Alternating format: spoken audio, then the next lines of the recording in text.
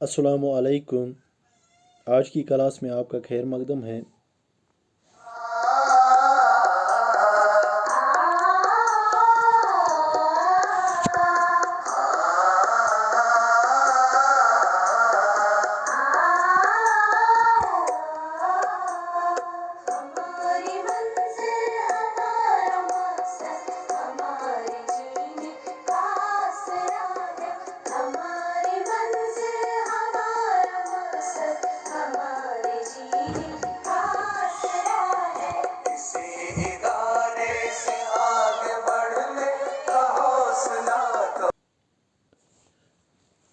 आज हम जोश मिली आबादी की नज़म, हुस्न और मज़दूरी का मुताला करेंगे।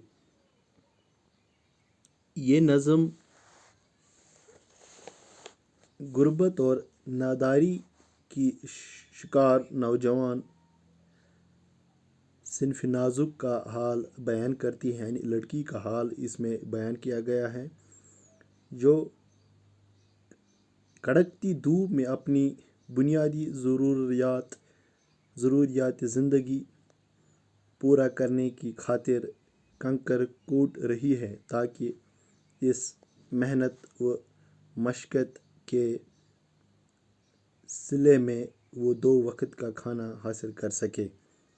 मुतकल्लिम ने हिंदुस्तान पर इसकी गुर्बत और अफलास के हवाले से तनज़ भी इस नज़म में किया है। तो नज़म का मुताला करने से पहले मैं ये मुनासिब समझता हूँ कि जोश मिली आबादी की ज़िंदगी और उनके नज़मों और उनकी शख्सियत के बारे में आपको कुछ जानकारी दूँ। जोश मिली आबादी नाम इनका शबीर हसन जोश तखल्लुस था। शायरी विरसे में मिली थी, यानी इनके दादा, वालिद और परदादा भी शायर थे। वालिद के फौत होने के सबब तालीम से महरूम हो गए। अलबत्ता ज़ाती मालूमात और ज़ियानत ने बहुत कुछ सिखा दिया और जल्द ही मशहूर हो गए। अज़ीज़ लखनवी के शागिर्द हो गए। हैदराबाद में पहले मुलाजमत की और बाद में महकमे इत्तलात के इरसाले आजकल के एडिटर बन गए। फिर ऑल इंडिया रेडियो में काम किया। इसके बाद पाकिस्तान चले गए और वहाँ जाकर कराची में मुकीम हो गए। जोश ने गज़लें भी लिखी और नज़में भी, लेकिन इनका असल सरमाया इनकी नज़में हैं, जिनमें रोमानी भी हैं, इखलाक भी हैं और सियासत भी है। इनकी नज़मों में तर्ज अंदाज की जिद्दत, ख़यालात की गहराई के साथ साथ फ़ारसी तरकीबों का दिलकश और दिल आवेज़ इस्तेमाल भी है। फ़नी हैसियत से जोश का मर्तबा बुलंद है। वो एक मंज़र को 100 तरह से बयान करते थे। जोश ने माशरे के पसमानदा तबके की कैफियत नहायत मौसर अंदाज में बयान की। इनका मानना है कि तमाम इंसान बराबर हैं और तबकात की तकसीम समाजी ज़हानत की देन है। तो ये थी जोश मिली आबादी के मुतल्लिक़ कुछ बातें। तो अब हम उनकी नज़म का मुताला करेंगे। एक खूबसूरत नज़म, उसी का मुताला हम करेंगे। आप मेरे साथ बने रहेगा।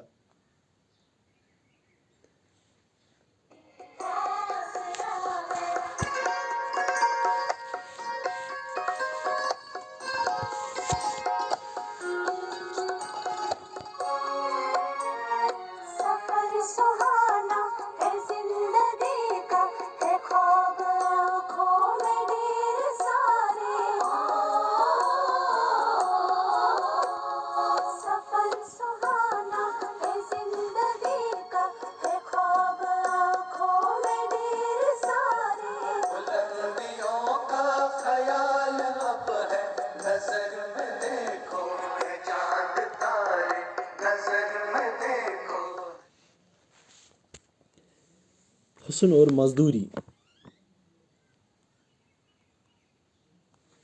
تو نظم کا مطالعہ کرنے سے پہلے میں اس نظم میں کچھ الفاظ وہ تھوڑا بہت ان کے معنی میں آپ کے سامنے رکھوں گا.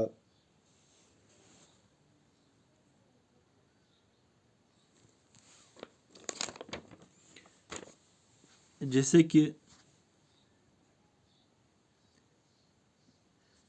یہاں پر الفاظ ہیں دوشیزہ کہتے ہیں نوجوان لڑکی کو. گرد کہتے ہیں گرد غبار یا دھول کو.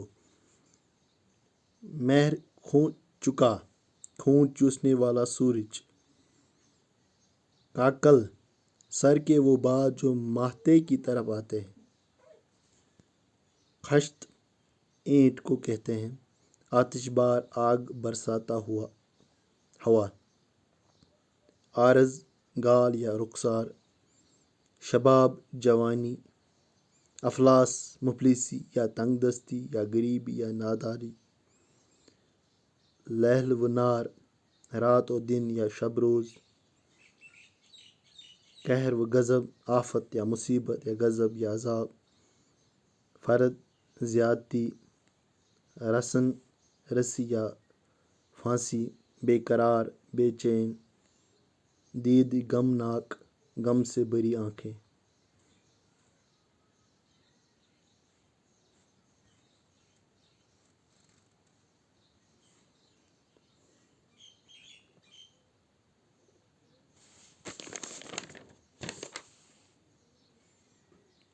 کنکر چھوٹا پتھر. کنکر چھوٹا پتھر. انبہ سرشست خوشبو سے بھرا ہوا. سنگ پتھر. جزو حصہ میں شراب. چھتڑے پھٹے پرانے کپڑے. ناداری مجبوری. دست ہاتھ. انگٹھیاں آنکھیں یا دید. شبستان طرب رات کی مست کرنے والی محفل.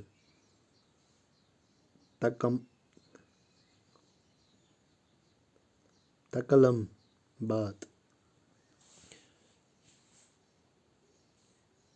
تو یہ میں نے آپ کے سامنے اس نظم میں کچھ جو الفاظ ہیں ان کے معنی میں نے آپ کے سامنے رکھے.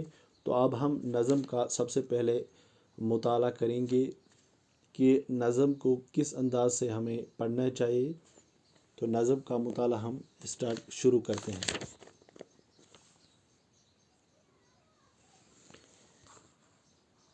ایک دوشیزہ سڑک پر دھوپ میں ہے بے قرار.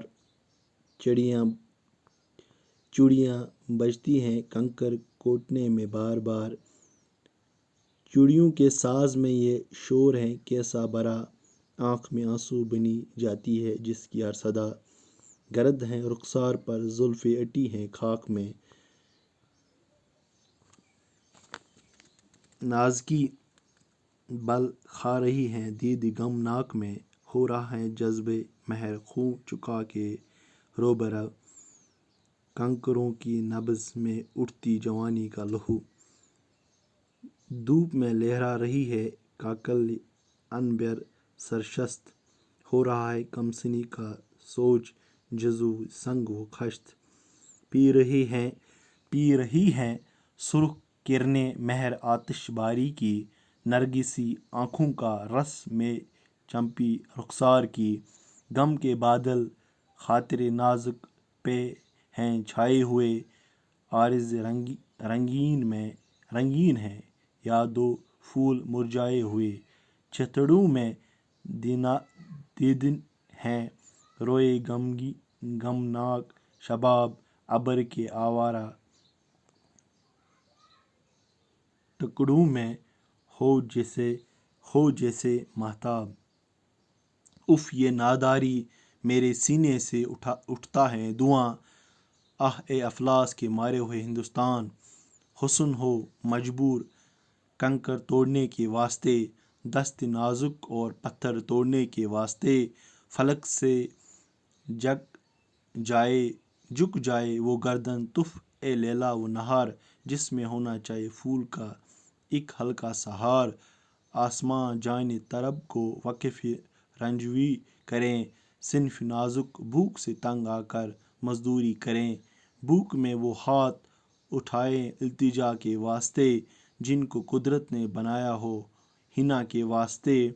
नाजुकी से जो उठा सकती ना हो काजल का बार, इन सबक पलकों पे बैठ रहा का बोझ गुबार।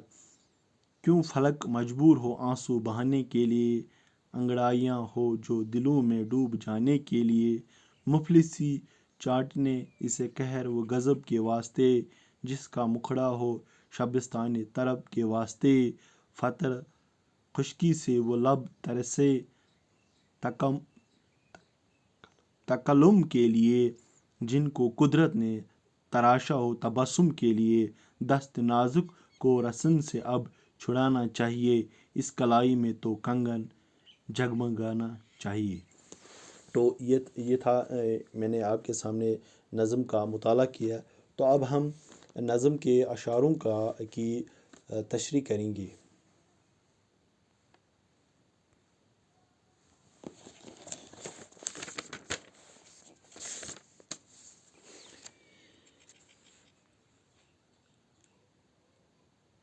एक दोशीज़ा सड़क पर धूप में बेकरार है, चूड़ियाँ बजती हैं कंकर कोड़ने में बार बार। एक दोशीज़ा कहते हैं जवान लड़की को। मुतकल्लिम नज़म निगार कहते हैं कि एक नौजवान कंवारी लड़की गर्मी की चिलचिलाती धूप में सड़क पर मजदूरी कर रही है और कंकर कूट रही है। तेज़ धूप और सख्त मशक्क़त की वजह से वो बेचैन है। कंकर कूटते कूटते इसके चूड़ियों के बजने की आवाज़ आ रही है। चूड़ियाँ बजती है कंकर कूटने में बार, यानी जब वो कंकर तोड़ती है तो उसके कंकर तोड़ने की वजह से चूड़ियों की आवाज़ आ रही है। चूड़ियों के आवाज़ आ रही है। चूड़ियों के साज में शोर है कैसा भरा, आंखों में आंसू बनी जाते हैं किसकी हर सदा। चूड़ियों के साज में शोर है कैसा भरा।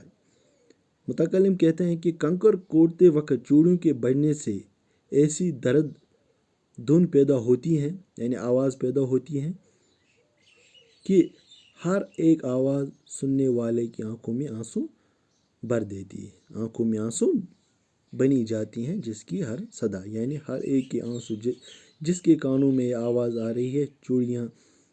चूड़ियों की आवाज़ जिसके कानों में पहुंच रही है उसके आंखों में आंसू आ रहे हैं।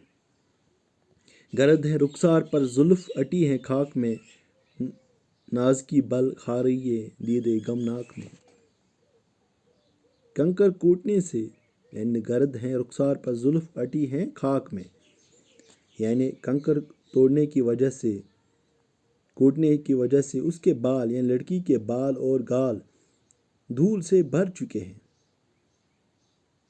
इस मुसीबत ज़दा और गमज़दा लड़की की नज़ाकत बेमोल हो गई है, यानी उसका कोई मोल ही नहीं, यानी ऐसी हालत हो गई है इस लड़की की।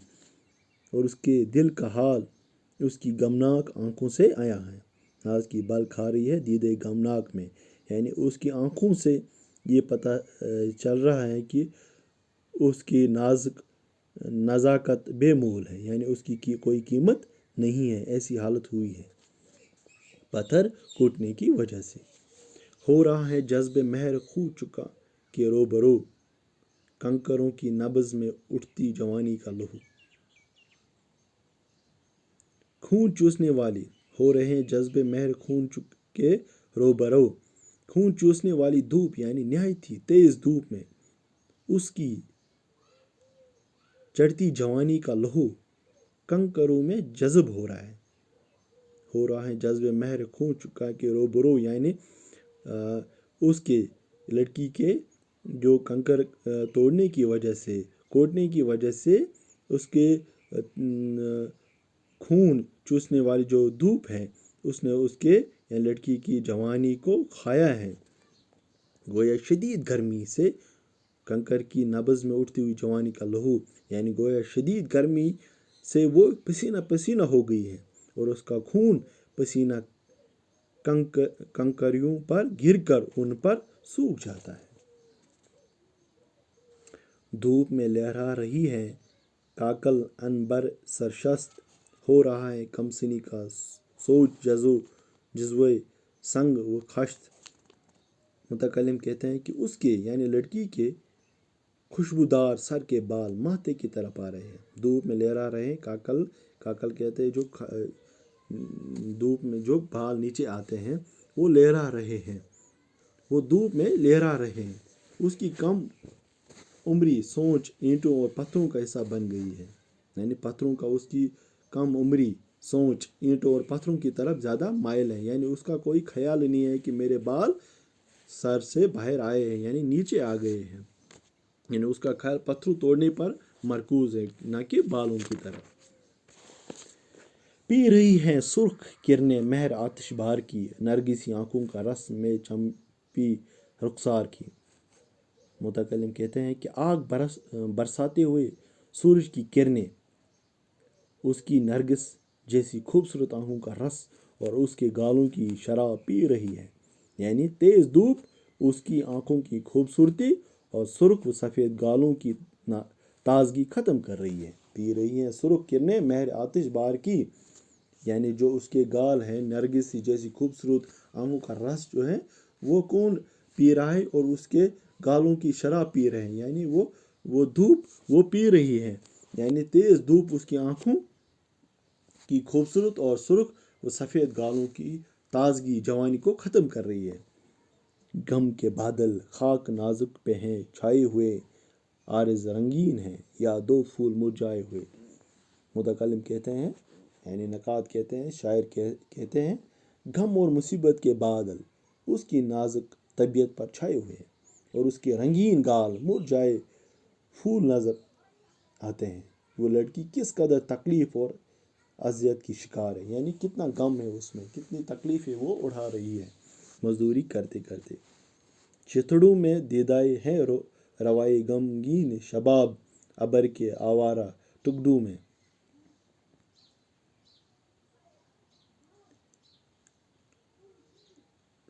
میں ہو جیسے مہتاب۔ متکلم کہتے ہیں کہ لڑکی کے پھٹے پرانے کپڑوں سے اس کی مصیبت زدہ شباب کی جھلکی دیکھی جا سکتی ہے۔ جس طرح متحرک بادلوں میں سے چاند نظر آتا ہے، یعنی جس طرح بادلوں میں سے چاند نظر آتا ہے، اسی طرح لڑکی بھی ان پھٹے ہوئے کپڑوں میں نظر آ رہی ہے، خوبصورت نظر آ رہی ہے۔ اف یہ ناداری میرے سینے سے اٹھتا ہے دھواں، آہ اے افلاس کے مارے ہوئے ہندوستان۔ یہاں متکلم اپنے نوجوانوں سے مخاطب ہو کر کہتے ہیں، ہندوستان کے نوجوانوں سے مخاطب ہو کر کہتے ہیں، نوجوان دوشیزہ کو اس حالت میں مزدوری کرتے دیکھ کر، اس نوجوان دوشیزہ کو یعنی اس لڑکی کو مزدوری کرتے، اس جوان لڑکی کو مزدوری کرتے ہوئے شاعر کا دل دکھی ہو جاتا ہے اور وہ ملک سے شکایت یعنی ملک کے لوگوں سے شکایت کرتا ہے، جوانوں سے شکایت کرتا ہے کہ اس میں کس قدر غربت ہے، یعنی یہ کیسی غربت ہے کہ ایک خوبصورت لڑکی مزدوری کر رہی ہے۔ اگر ملک غریب نہ ہوتا، اگر ملک میں غریبی نہ ہوتی تو صنف نازک کو راستے پر مزدور کرنے کی ضرورت نہ پڑتی، یعنی صنف نازک کہتے ہیں لڑکی کو، یعنی اگر ملک میں غریبی نہ ہوتی تو عورتیں کیوں مزدوری کرتی، تو ان کو کیا ضرورت پڑتی مزدوری کرنے کی۔ حسن آپ میرے ساتھ بنی رہے گا۔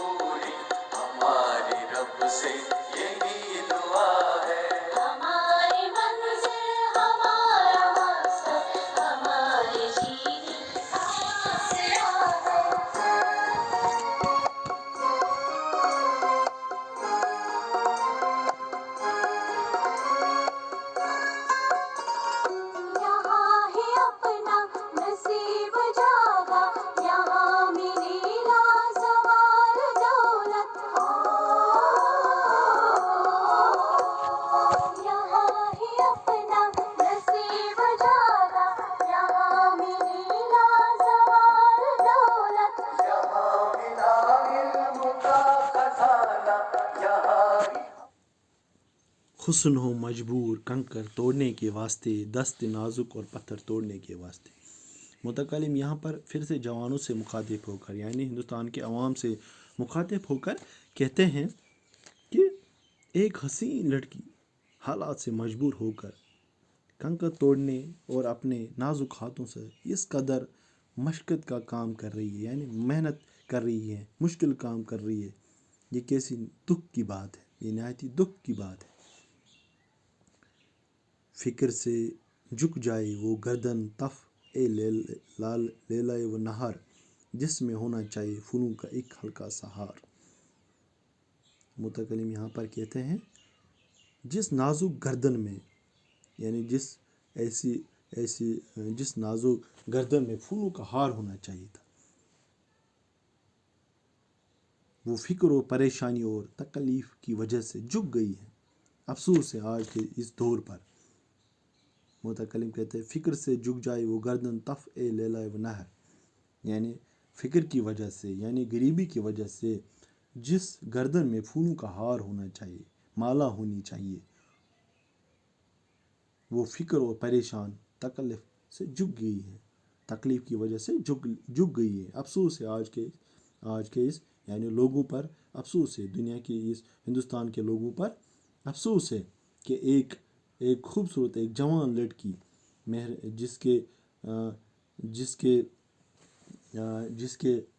جس کی گردن میں پھولوں کا ہار ہونے چاہیے تھا، وہ پریشان اور وہ گردن پریشانی اور دکھ کی وجہ سے جھکی ہوئی ہے۔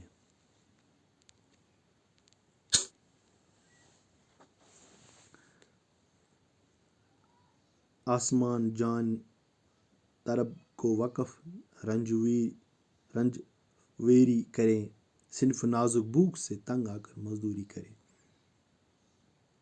متکلم کہتے ہیں کہ کس قدر افسوس کی بات ہے کہ پتھر دل آسمان نے ایک نرم و نازک حسینہ کو مصیبت کا شکار بنا دیا ہے، اور وہ صنف نازک مزدوری کرنے پر مجبور ہو گئی۔ آسمان جان طرب کو وقف رنجوئی کرے، یعنی کہ آسمان نے ایک نرم و نازک حسین کو مصیبت کی وجہ سے مزدوری کرنے کے لیے مجبور کیا، صنف نازک بھوک سے تنگ آ کر۔ یہ جو لڑکی ہے تنگ آ کر، صنف نازک تنگ آ کر، زندگی سے تنگ آ کر، اس لیے مجبوراً وہ مزدوری کر رہی ہے۔ نازکی سے جو اٹھا سکتی نہ ہو کاجل کا بار، ان سبک پلکوں پہ بیٹھے راہ کا بوجھ غبار۔